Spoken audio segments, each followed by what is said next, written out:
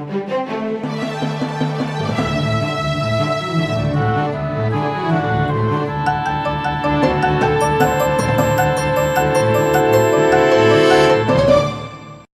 bem, amigos telespectadores, amigas telespectadoras do programa Joaquim Alessi, caros internautas que nos assistem pelas redes sociais, hoje eu compareço aqui à sede da ACISA, Associação Comercial e Industrial de Santo André, para falar de Câmara de Arbitragem. Olha, é algo que interessa diretamente a você, principalmente empresário aqui de Santo André. Para falar sobre esse assunto, eu tenho a honra e a satisfação de estar aqui ao lado do presidente da ACISA, Pedro Cia Júnior. Primeiro, Pedro, muito obrigado por me receber aqui para essa entrevista. Obrigado, Joaquim. Olá a todos os telespectadores que nos assistem. É um prazer recebê-lo aqui na entidade. E estamos aqui do lado da doutora Simone, que é a coordenadora da Câmara de Mediação e Arbitragem da entidade, já há 5 anos. E é um tema que cada vez mais é importante para o empresário, até para o cidadão comum, porque ele é muito mais sério do que a justiça, né? Então, não vou antecipar muito, a doutora vai explicar certinho quem pode usar a Câmara, quais são as diferenças entre mediação e arbitragem. Então, acho que a doutora pode explicar certinho. Mais uma vez, obrigado por estar aqui, Joaquim. Eu que agradeço. Doutora Simone, primeiro prazer em conhecê-la pessoalmente, já tinha lido, já tinha visto reportagens, mas não tínhamos conversado ainda. Obrigado por me receber para essa entrevista. Olá, Joaquim. Olá, Pedro. Agradeço a oportunidade e muito bom estar aqui. E, assim, a nossa Câmara, como o Pedro disse, ela está há 5 anos e é uma parceria entre a ACISA, a OAB Santo André e a CBMAI. E nós contamos com uma equipe multidisciplinar de especialistas, totalmente preparado para atender as demandas de vários segmentos do comércio e da indústria. Eu não sei se você...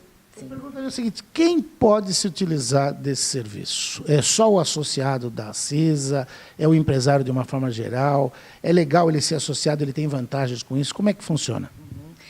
Joaquim, eu acho importante a gente fazer uma breve explicação do que são esses métodos alternativos de resolução de conflitos, que justamente é uma alternativa ao judiciário.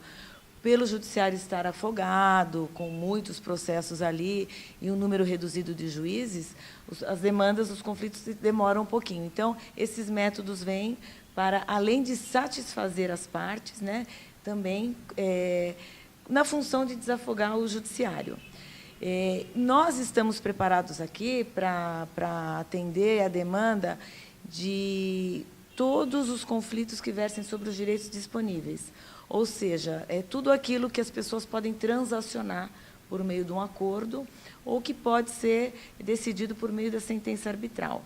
E o leque aí é bem grande, abrangendo, inclusive, agora algumas questões trabalhistas, depois da reforma É um grande fantasma para uma parcela grande do empresariado e também para o trabalhador, né? Sim. Tem questões trabalhistas que só podem ser resolvidas pela arbitragem, não é? E é interessante também o empresário vir aqui. Nós temos um plantão às quartas-feiras, das 14 às 17, que eu geralmente estou aqui, e se eu não posso estar, tem sempre alguém da equipe aqui treinado e completamente apto a explicar se aquele problema pode ou não ser resolvido na Câmara. Mas já adianto que é muito grande o leque do que pode ser resolvido aqui na Câmara, tendo como exceção somente aqueles assuntos afetos a direitos de família, coisas assim que o judiciário ainda agarra com as mãos, ele que quer resolver. Dá para a gente fazer uma comparação, por exemplo, um problema comercial aí entre uma empresa e um cliente, entre uma empresa e um fornecedor. Normalmente, um processo desse demora quanto tempo na via judicial e na mediação, na conciliação? Tem uma diferença grande aí, tanto em tempo quanto em custo? Olha, em tempo, em custo, em questão de sigilo, em questão de que as partes em conflito podem escolher o profissional que vai trabalhar para eles o conflito. E, assim, um procedimento arbitral, ele tem um prazo máximo, por lei, de terminar em 6 meses. Então, quer dizer, o judiciário... Raramente a gente pega uma sentença de justiça com 6 meses, né? Gente, é verdade, a gente não tem como prever o término de um processo judicial, infelizmente. Eu também advogo e a gente é pena, porque a gente não sabe, né? O cliente quer saber, mas nem a gente sabe o tempo, estimar um tempo do término de um processo judicial. E assim, você pode submeter a conciliação, a mediação, a negociação e também a arbitragem. Daqui a pouquinho eu quero falar sucintamente da diferença de cada um desses itens, mas quero perguntar para o presidente Pedro Cia Júnior aqui, 5 anos que a CISA mantém essa parceria, e para o empresário hoje, para o associado da CISA, a gente sabe que cada vez mais os empresários vivem momentos de tensão, a dificuldade da conjuntura econômica na cidade, no país, de uma forma geral, acaba levando a uma série de entraves ou de disputas jurídicas mesmo. Vocês sentiram nesses 5 anos que aqueles que se valeram desse serviço tiveram um resultado mais positivo e aí você incentivaria outros empresários a procurarem esse tipo de atendimento? Com certeza, Joaquim. Acho que como a doutora Simone disse, é bem mais célere, sigiloso, mais barato. A vida do empresário é sempre muito corrida. Então, tem muito conflito, tem contrato. Então, a partir do momento que ele coloca no seu contrato uma cláusula compromissória, que a solução daquele conflito vai ser resolvida numa câmara de mediação, ele tem certeza que será sigiloso, vai ser uma pessoa com capacidade para resolver o conflito que ele tem, e isso acelera a vida e melhora a vida do empresário, porque se ele for para a justiça, como a doutora Simone falou, todos os trâmites legais da justiça, de citação, o oficial de justiça não acha, tem todos aqueles prazos recursais, vários recursos para várias instâncias. Na Câmara, as duas partes já foram citadas, já estão juntas, e, na maioria das vezes, elas querem resolver o conflito. E a burocracia da Justiça até atrapalha que esse conflito seja solucionado, e na Câmara isso não acontece. Para procurar esse serviço aqui, é necessário que o empresário seja associado. Eu sei que da importância dele ser associado sempre, até porque se a gente for falar em termos de custo mensal para a empresa se associar, é quase nada, né? É bem baixo. Não sei qual é o valor aqui hoje na CISA, mas com certeza, pelo que eu já fiz em outras reportagens, é muito baixo. Mas é necessário que ele seja associado ou não? Não, na realidade não é necessário, não é obrigatório que ele seja associado. A questão do associativismo é muito importante para o empresário, porque a associação comercial, além da Câmara, tem outros serviços e representa o associado para o desenvolvimento econômico, representa o associado com os meios do poder público. Nós tivemos várias ações ganhas quanto ao PIS, COFINS na base do ICMS, que os empresários estão se valendo, Vale Transporte, todo associado paga menos o Vale Transporte do que a pessoa que compra normalmente. Então, na Câmara existe sim uma diferença. Para quem é associado, o valor é menor do que quem não é associado. E hoje a nossa associação é R$ 67,00 por mês. R$ 67,00. Não dá para tomar um lanche na padaria. É uma pizza por mês, é associação para o empresário, quer dizer, é muito pouco para tudo que ele tem. São 4, 5 palestras por mês gratuitas, são cursos de capacitação, parcerias com o SEBRAE, com o SENAI, com o SESC. Então, várias universidades, a gente tem parceria com a Strong, com a Metodista, com a Federal do ABC. Então, a gente está procurando unir a academia junto com o empresário, porque hoje em dia, cada vez mais, a questão de inovação tecnológica, melhorar a sua prestação de serviço, porque tem que ser muito mais dinâmica e muito mais próxima da vida do empresário. E isso a tecnologia está ajudando. Tá ótimo. Pedro já aproveitou, fez uma propaganda legal da CISA, mas é interessante. Eu conheço a CISA há muitos anos, estou vendo aqui ao lado, aqui, atrás da gente tem o quadro dos últimos 3 presidentes, aí, meu amigo Evenson Dotto, tem também, deixa eu ver aqui, o Sidney, o doutor Zoilo, que é meu contador até hoje, ele, o Zoilo Júnior. Estou vendo o meu ex-chefe aqui, Fausto Polese, que quando eu entrei no Diário do Grande ABC, em 1981, ele era o presidente da CISA. A CISA já tem mais de 80, o Wilson Ambrosio, o Tostão. A gente tem mais de 80 anos, né, a CISA? 81, completou agora em fevereiro, dia 13 de fevereiro, 81 anos. Que maravilha. Olha, vale a pena porque a participação, o ativismo, né, que é a palavra da moda aí, social da CISA, ele ajuda muito o empresário. Agora eu queria falar com a doutora Simone, rapidamente, assim, a diferença de conciliação, arbitragem, como é que é isso, desses itens aí? Olha, assim, a arbitragem, ela é baseada numa lei federal, né? E o final da arbitragem, ela acaba com uma sentença arbitral, que gera um documento, que é uma sentença, que não é discutida mais no judiciário e também não é recorrível, não se pode recorrer. Mas a gente pode buscar o judiciário para ela ser executada, ou seja, ela tem um valor igual a uma sentença judicial, uma sentença arbitral. Para que se submeta um conflito à arbitragem, como o Pedro Cia bem colocou aqui, ou as empresas têm que ter no contrato, né, ou as partes, podem ser pessoas físicas ou pessoas jurídicas, a cláusula arbitral, ou, não tendo, elas podem optar por usar a arbitragem, e a gente faz ali na hora um compromisso arbitral. A mediação e a conciliação, elas são muito parecidas. O profissional ele serve como um facilitador do diálogo, não é? Na conciliação, ele tem a liberdade de sugerir ali algumas soluções, e na mediação ele fica mais neutro, somente ali administrando o diálogo, incentivando o diálogo e fazendo com que as partes reflitam e elas próprias busquem as soluções. A gente usa a mediação em conflitos onde a gente gostaria, e as partes também, que a relação se continuasse. Por exemplo, vizinhos, família, né? Porque, em que pese a gente não possa trazer questões de família aqui, porque o termo final não vai gerar um título executivo, o conflito pode ser trazido aqui para ser trabalhado. E depois, os advogados ali, já com o conflito resolvido, tomam as decisões jurídicas cabíveis, né? E, então, basicamente é isso. Mas são métodos alternativos ao judiciário. E, como eu costumo dizer, é um caminho sem volta. Nós temos como exemplo o Japão, Argentina, né, Estados Unidos também, que utilizam desses métodos há muito tempo e só numa crescente. Por isso que eu digo, é um caminho sem volta. Como a gente vive num momento de bastante conflito, tensão social, as eleições do ano passado provocaram muitas brigas. Você falou de família, acho que não tem uma família que não teve uma briga. Pois é. Mas, num momento de dificuldade econômica, eu imagino o profissional, vocês devem ter um preparo muito grande para isso, inclusive um preparo psicológico, para manter uma frieza. Agora, a importância está aí, né?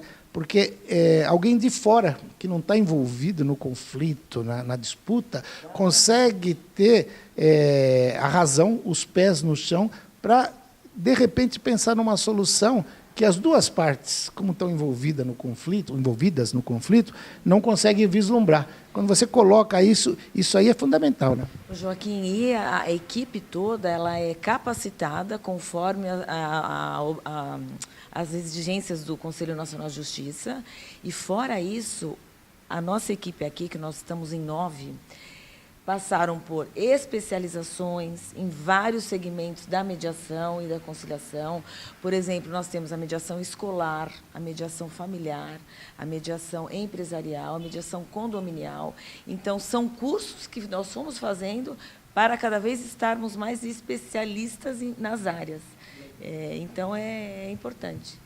Pode trazer o conflito para cá, que vai sair satisfeito. Que maravilha. Olha, infelizmente, o tempo de televisão é implacável. Mas a gente vai falar mais vezes sobre isso. Tendo novidades, a gente está aqui à disposição da CISA sempre para levar essa prestação de serviço até você, telespectador. Presidente, obrigado pela entrevista e até uma próxima. Obrigado, Joaquim, mais uma vez. E a todos que nos assistem, muito obrigado. Doutora Simone, obrigado pela entrevista e até a próxima. Parabéns pelo trabalho. Eu que agradeço e parabéns a você também, Joaquim. Obrigada. Legal. A gente vai para um próximo bloco daqui a pouquinho. Eu agradeço a audiência. Até já.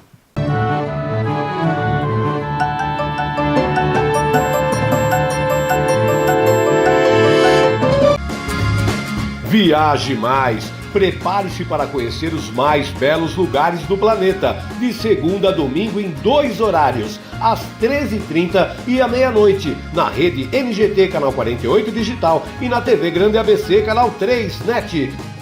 Agora você tem um encontro marcado com Walter Esteban no programa Viaje Mais.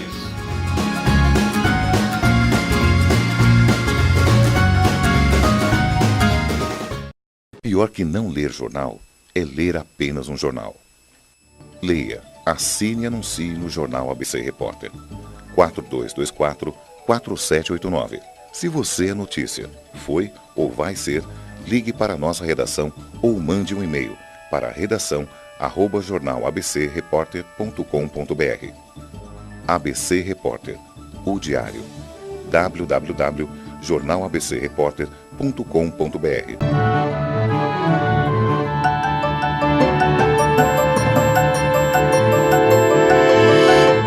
Muito bem, amigos telespectadores, amigas telespectadoras do programa Joaquim Alessi, caros internautas que nos acompanham pelas redes sociais, hoje finalmente, olha, eu vou te dizer que eu estou realizando um sonho. Fui convidado para a inauguração dessa casa, infelizmente por outras agendas eu não consegui vir, mas hoje eu estou conhecendo a Enoteca Permonte, aqui na Rua Laura 494, em Santo André. Eu sabia que era algo de cinema, mas não imaginava que fosse do Frederico Fellini ou coisa parecida, não. A casa é maravilhosa. Estou conversando com meu amigo aqui, André Montanari, sommelier, um dos sócios da casa, junto com a Selene Peralta.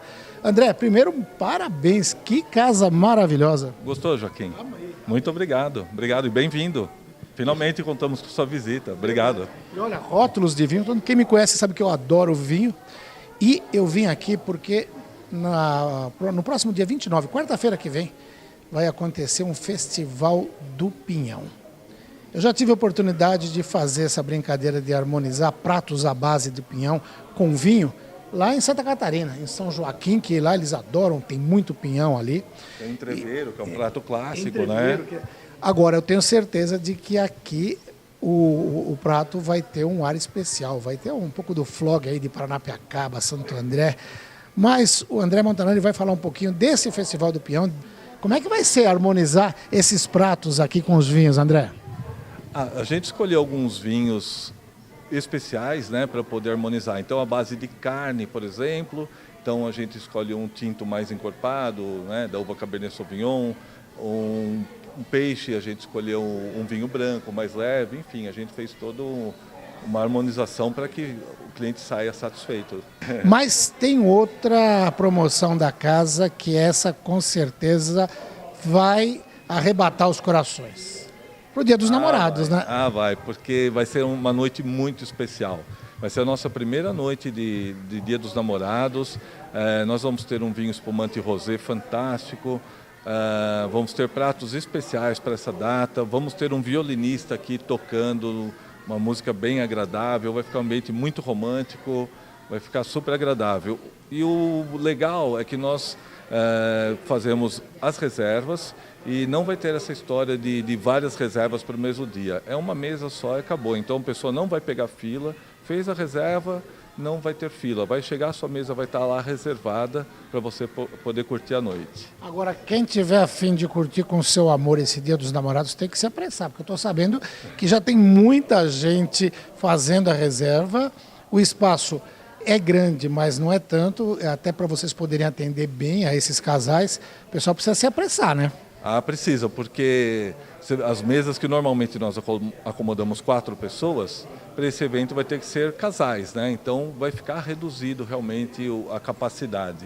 Então vai ficar um ambiente bem intimista e são pouquíssimos convites. Então, quem quiser, nós ainda temos alguns à disposição. E quem tiver interesse tem que fazer como? Pode ligar aqui para a gente ou mandar um e-mail. Então pode ligar para 99658-3399 ou 3593-2555, que é o telefone aqui da Enoteca Permonte. Maravilha. Ou então entrar no site, conhecer também um pouquinho dessa casa que a gente vai mostrar para vocês aqui. Além desses eventos, toda sexta-feira você faz uma degustação aberta ao público, né? Oferecendo 3 ou 4 tipos de vinhos diferentes. Como é que é isso, André? Exatamente. Toda sexta-feira, a partir das 17 até as 20h30, nós oferecemos uma degustação gratuita. São sempre no mínimo 3 rótulos, às vezes 4, mas normalmente 3 rótulos. E nós procuramos sempre variar esses rótulos. O objetivo é que as pessoas conheçam vinhos diferentes, rótulos diferentes, provem coisas novas, que às vezes a pessoa acaba comprando sempre aquele mesmo vinho, com medo de errar, com medo de arriscar. Né? Então aqui não vai ter risco, você vai, prova sempre os 3 vinhos, quem vier sempre, toda semana vai provar vinhos diferentes e vai ficar assim, sua gama de conhecimento, o leque de conhecimento vai aumentar, você vai ter mais possibilidades para escolher um bom vinho. Parabéns aí pela Permonte Enoteca e conta com a gente para divulgar as atividades de vocês aí. Tá ótimo, muito obrigado pela visita, vocês são sempre muito bem-vindos. Tá ótimo.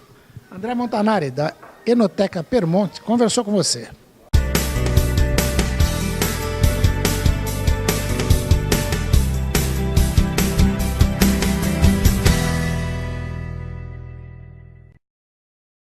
Muito bem, amigos telespectadores, amigas telespectadoras do programa Joaquim Alessi, caros internautas que nos acompanham pelas redes sociais, e a gente volta hoje aqui no Bloco de Saúde, à Clínica Uroproctor. Eu vou conversar com a doutora Tatiana Bovolini, sexóloga.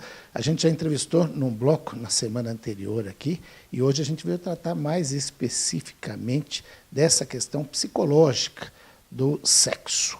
E não só de homem, de mulher também. Doutora Tatiana, primeiro, muito obrigado por me receber. Muito obrigado. Ótimo.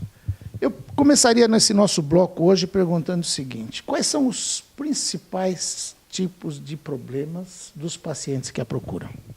Olha, hoje o que eu vejo no consultório, né, para homens, a questão da ejaculação precoce, ou uma pseudo-ejaculação precoce, vamos assim chamar, porque o homem ele entende que ele é ejaculador precoce, antes dele ter um diagnóstico de ejaculação precoce. Então, ele mesmo já vem com o diagnóstico pronto.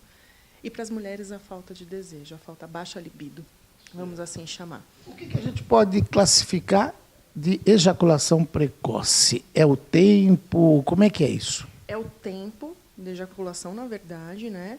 Então, assim, tem pacientes, o ejaculador precoce mesmo, tem pacientes que, às vezes, ele olha a parceira e ele ejacula. Então, não tem penetração, ele não tem preliminar, ele não tem as brincadeiras, não tem nada. Ele olhou a parceira, ele está muito excitado e ele ejacula.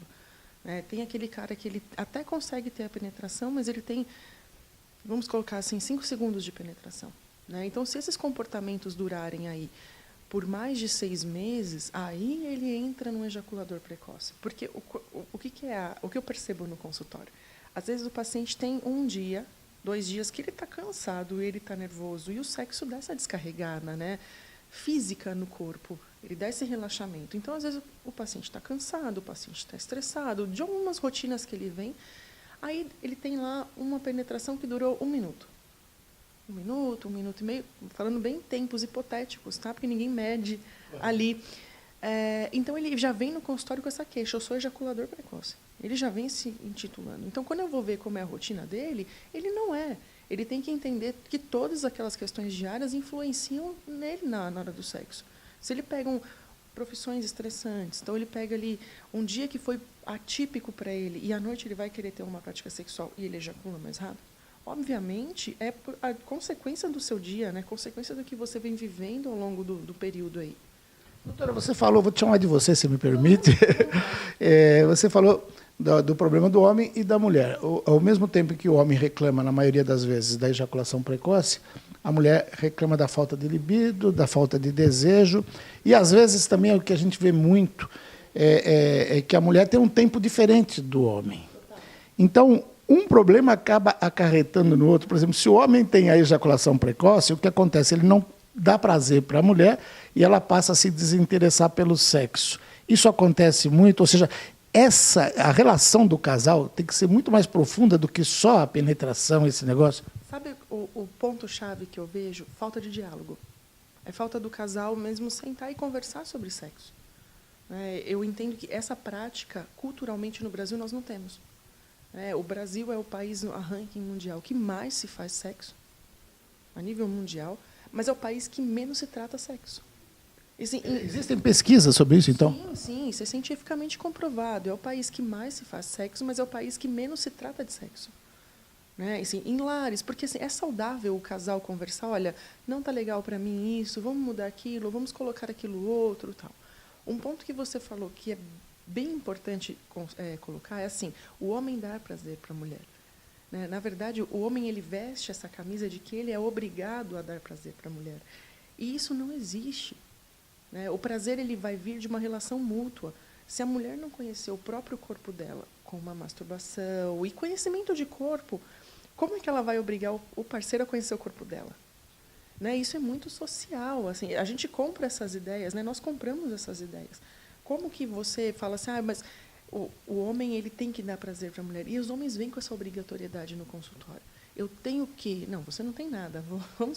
Vamos já tirar, vamos acalmar, porque você não tem nada de obrigatoriedade. A obrigatoriedade é mútua, por isso que o diálogo do casal para sexo acaba tirando quase que 70%, 80% dos problemas. Tem uma técnica em terapia sexual que é a técnica básica de diálogo. Nessa técnica de diálogo, a gente consegue resolver quase que metade das problemáticas sexuais.